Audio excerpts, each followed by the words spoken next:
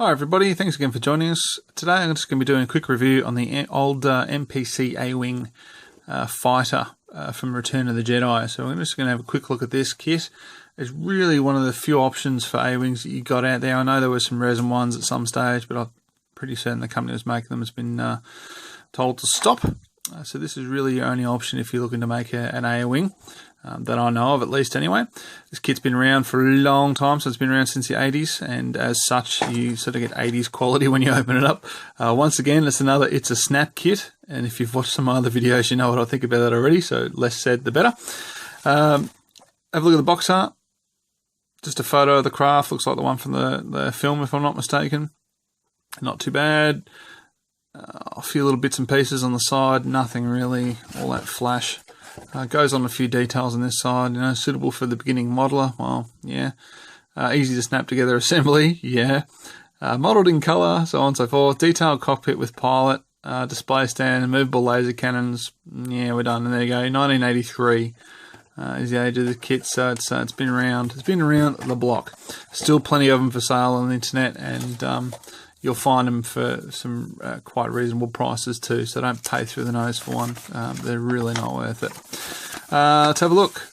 In the box, A-Wing fighter instructions. Instructions are pretty simple. Alright, so not really all that hard. You can see the wings going together there. Don't forget it is a snap tight kit, so it's all pretty basic with everything assembling. One thing just to watch for when you're making it is the lasers, as it says in the box, they are movable. There is a rod that goes between the two lasers on either side. Just make sure you don't glue that into the section. Otherwise, if you want them to rotate, otherwise you can glue it down if you want them to rotate. Pilot figure and the usual AMT stand. Now there's landing gear options on this one.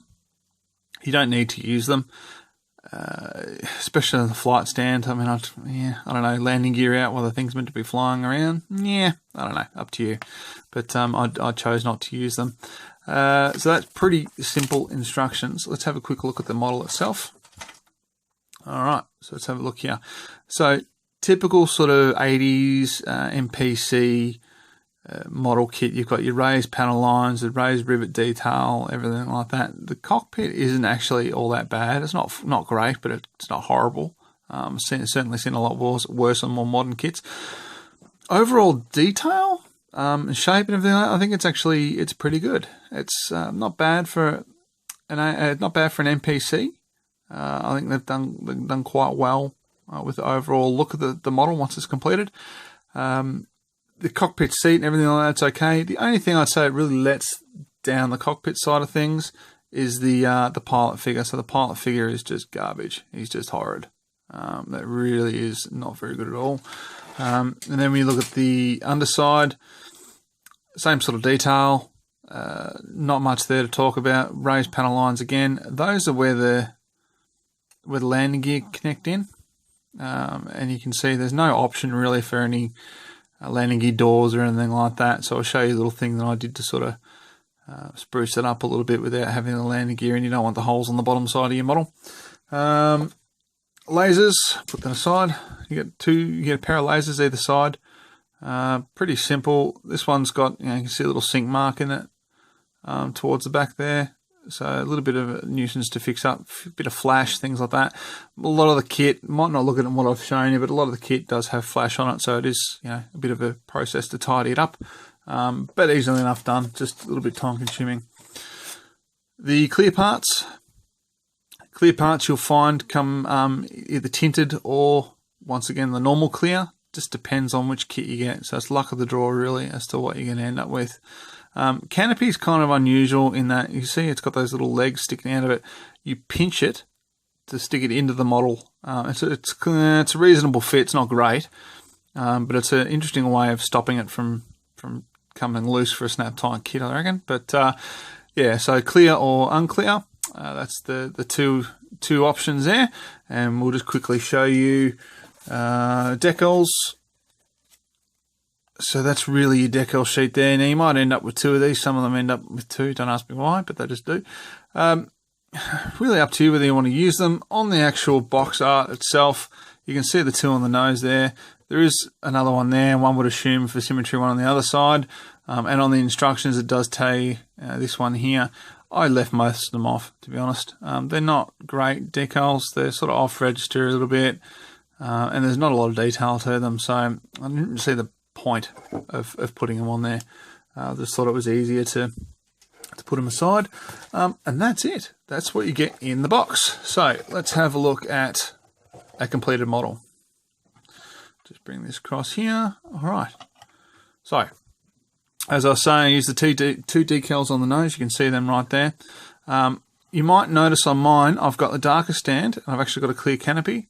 And that's just because I've cannibalized this stand off another model kit that I've got. I just liked it better for some reason. But, yeah, so I've kept the clear canopy, got the darker stand. I changed a few details on the surface of mine. I got rid of the raised panel lines, sanded them all off, and it still leaves a mark as to where they were previously. So if you want to rescribe the panel lines like I've done here, you can actually see quite easily where the old panel lines were. Otherwise, just go one line at a time and then rescribe it over, and it's easy enough done. And I've replaced the rivet holes with the use of my Dremel. I think I probably went a little bit overboard with that, but it's not too bad. I think it looks a little bit better than the raised panel lines. Missile launchers, just painted them in black, so there's really no detail there. And you know, they do have concussion missile launchers, so I just wanted to paint those black. You might notice the lasers on mine, I haven't finished painting them, so it's meant to be black here, a little red around the nose. You can see that on the box art from before, so I haven't done that. You the bit of the fun thing with these is you sort of mix and match with the paint schemes a little bit. You don't have to follow what it has on the box, or you know what it says in the instructions. Just play around with it. LucasArts and Industrial Light and Magic were quite creative with the models that they made and everything like that. So just play around with it, have a bit of fun. This model really lends itself quite well to lighting. There's a lot of room inside it, and you know you can imagine having those engines lit up with a few LEDs would look quite good. A few things to watch out for. Obviously, it's an AMT kit, so the fit AMT. Sorry, I keep saying that. It's an NPC kit, so watch out for the fit. Around the sides here was terrible. Sand it down, give it some putty, let the putty dry, and then sand it again, just to get it nice and flush. You have to do that for a few different parts on the model. That's to be expected, unfortunately. The one part where I really couldn't do it, and it's a bit hard to show you because it's dark, but let's have a look there. So you can see just inside the engine there, you can see that line. It's hard to focus on it because the camera keeps wanting to look away. See that there you go. See the line in there. Now that's just a fit issue, and it was on either side. So either of the engines have that, and it's on the top and the bottom. So you have to putty it and sand it out, and I really couldn't be bothered. If you're going to be using LEDs, I would say do it. But if you're just going to paint it dark like that, it's really hard to notice unless someone's pointing it out to you. So it's up to you whether or not you want to do it. For the underside, let's have a quick look at the underside. Now, I'm not going to take the stand off because they're a little bit fragile, so just bear with me on that. But the underside here, you can see I've done the same sort of thing. I've picked out a few different panel lines, a few different panels, and just changed the colour of them just to make them stand out a little bit, make it a little bit more beaten up, a bit weathered. When I sprayed the kit, I did pre-shading, so anyone who does any airbrushing, you sort of go over darker colour over the panel lines and then sort of fill in the panel lines with a lighter colour and let the overspray sort of dull that down, or use a thin paint to dull that down a little bit. It just gives you a nice sort of variation between the panels, and it was one of the real first attempts I sort of did on the A-Wing here, which didn't turn out too bad. The landing gear. So as I was saying before, landing gear sort of snaps in, and there's no option really if you don't want it on there. You're just going to end up with these little holes in your model front and rear. So I thought, well, most aircraft will have retractable landing gear. They've got, the doors and everything like that open and close. I thought, well, let's just do something simple just to sort of give it that effect. And I thought, well, a little bit of plastic card, just put over.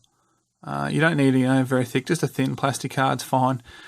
Trim it down, give it a bit of shape, and then I'll just put a few holes in it to sort of help it blend in with the rest of the kit. I reckon that worked quite well. It's not it's not spectacular, but it's not too bad. I think it's worked quite well. It just helps cover those holes and make it look like, yep, all right, well there's landing gear there and those are the doors. to cover them, etc., etc., etc. Yeah, so not a bad actual representation of the kit, of the actual model. Sorry, I think it's pretty good overall. Just, a bit of tidying up, clearing off the flash and fixing the seams and everything like that's okay. You don't have to do the recessed panel lines, things like that. It does look good without it. It's just a personal preference for me. And I had my scribing tool there and I really wanted a chance to use it. Just on the canopy, one thing to be careful, you see those lines there? They're fractures in the plastic. All right, so basically, as I was showing before, we clip this and it slots into place. You push it and then put it in and it'll click into place. Don't push it too hard or you end up with that. So that's just from me being a little bit too rough with it. And I have fractured the plastic, which is a bit of a pain. But yeah, other than that, yeah, no, just enjoy it. It's a good, fun little build. You can make it as easy or as complicated as you like. And away you go.